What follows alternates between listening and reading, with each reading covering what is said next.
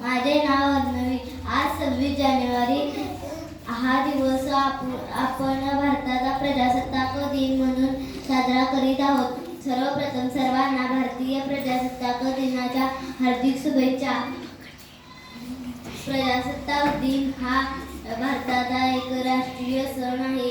या दिवशी सन 1950 मध्ये भारताचे संविधान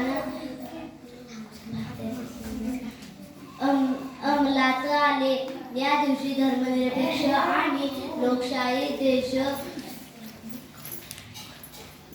देश बनला. प्रजासत्ताक दिन भारतीय संविधानाने आपल्याला मूलभूत हक्क व अधिकार दिले आहेत. आपण आपल्या संविधानाचा नेहमी आदर केला पाहिजे. भारत हा विविधतेत एकता असलेला देश आहे. मला माझा देश खूप आवडतो. धन्यवाद. जय हिंद. जय